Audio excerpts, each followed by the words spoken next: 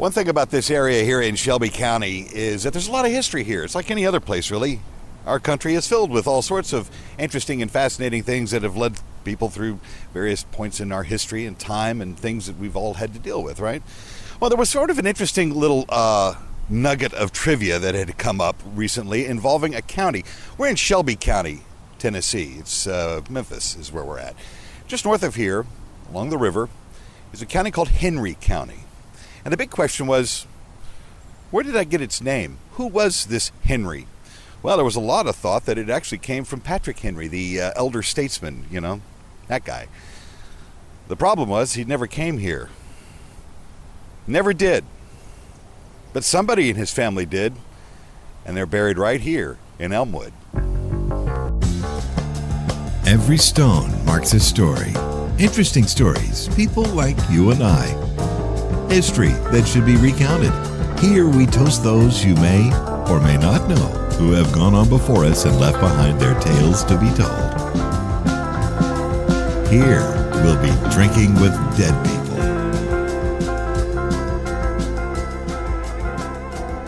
When you talk about the founding fathers of the United States of America, there's some names that come to mind. Sure, George Washington, Ben Franklin, Patrick Henry, Alexander Hamilton. There's a bunch of guys, right? They were very instrumental in separating from the UK and, of course, sparking off what would be the Great Revolutionary War. One of these guys, Patrick Henry, became the namesake of Henry County just north of here. It's along the river, along the Mississippi River, just north of Shelby County, which is where we are.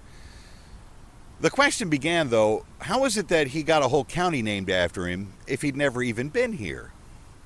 It's true, he wasn't. He was a very busy guy.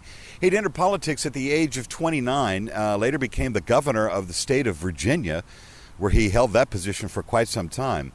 But he was busy. I mean, really busy. He had 6 children with his first wife. When she passed, he married again and had 10 more. 16 kids. That's a lot. That'll keep anybody busy. Much less the whole Revolutionary War thing going on here. One of those kids was a daughter, the eldest daughter from his second marriage. She wound up meeting and marrying her cousin. Yeah, he did. George D. Winston was his name. He bought land around here and became quite the plantation owner as well. So she lived here and had children here, raised a family, and died here and was buried right here in Elmwood Cemetery. It's a Tommy place at the time. Still is, actually. It's a fascinating place.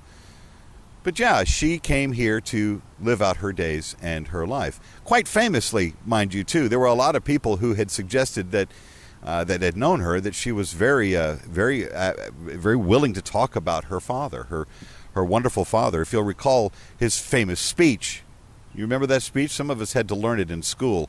Something to the effect of, I know not what others may do, but for me, give me liberty or give me death.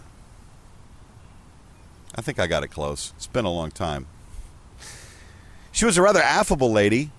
A lot of people liked her. In fact, there was an interview that was done with this woman who knew her very well, and said that she would often talk about her father, and she talked about her family at length and the history that they shared. She said that Dorothea lived with, of course, with her husband and had a house full of books. They loved to read. They were students of history themselves. And she was also, which is kind of funny because it's brought up kind of another Memphis thing, is that she loved fried chicken and hot waffles. Chicken and waffles. I thought that was a relatively new thing, but no, it's been around for as long as at least she was, because she was a big fan of it. In fact, she would have guests over at her house, and they would have chicken and waffles, and they would often stay up late at night to tell ghost stories and the whatnot. Dorothea was actually Dorothea Jr., if you really wanted to get down to it. Patrick Henry's second wife, which is Dorothea's mother, was also named Dorothea. Dorothea Dandridge, as a matter of fact. Dorothea Dandridge Henry. Whereas here, it's Dorothea Dandridge Winston Henry Winston. There's a lot of names. It was odd to think of that, even at the time of the Revolutionary War, some of the British and the sensibilities of how children were named were kind of held on to for the most part. Dorothea was born the 2nd of August of 1778. Right there in the midst of the Revolutionary War. She passed away June 1854, right here in Memphis, and is buried right here in this cemetery, having left behind a fairly interesting story just because of a common connection of a founding father, somebody that she often spoke about and talked about and shared that information with everybody who was interested. Fascinating stuff. It gets kind of confusing, really, in a way, since she was sort of junior in the family, Dorothea Dandridge being her mother, Dorothea Spotswood Dandridge being the daughter here, and on her stone, Dorothea Spotswood Henry Winston would be her name. By all accounts, a very affable lady, loved to entertain, loved to talk about her father, which was probably a big topic of conversation, especially right after the end of the Revolutionary War. When in such case, I'm sure she would entertain in her big room with all of the books and everything else that people had spoke of, telling the stories and just having a large time in general. But it had to have come up in conversation somewhere around the house where somebody would say, hey, give me fried chicken or give me hot waffles. All seriousness aside, when she died, 1854, buried right here in this spot at Elmwood Cemetery, it wouldn't be till 1905 until this marker came up. This was put up by the Daughters of the American Revolution to give her a little more of a fitting tribute, which is certainly very reasonable. After all, her father was rather famous, and so was she, for chicken and waffles, perhaps. So to Dorothea, here's to you.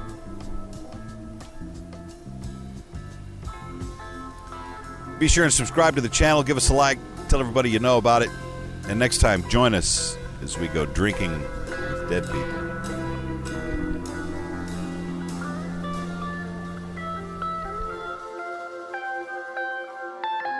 Interesting production note. From this episode, this concrete bench that I was seated on earlier, well, dig this. It sits next to the grave of the Racely family. So who were the Raceleys? Well, there was Kermit Lamar. I don't really know much about him. He died in 2014, but it says here on his headstone, beloved husband, father, legendary engineer, Hall of Fame athlete, sportsman, and gentleman. His wife, Imogene, right here next to him, died in 2010. Cherished wife and mother, woman of faith, nature, history, government service. I like what it says at the bottom. The sweetest thing I've ever known is loving you. But you know what else is interesting about all of this? They're not the only ones buried here. Check this out. So are their dogs. Almost humans. The Raceleys. Bad and Augie. Also, Reggie. Intrepid, loyal, and true. So is Willie, our dreamer. And Splash. Most beloved, most loving. Nice little story right here. I told you, behind every headstone is a story.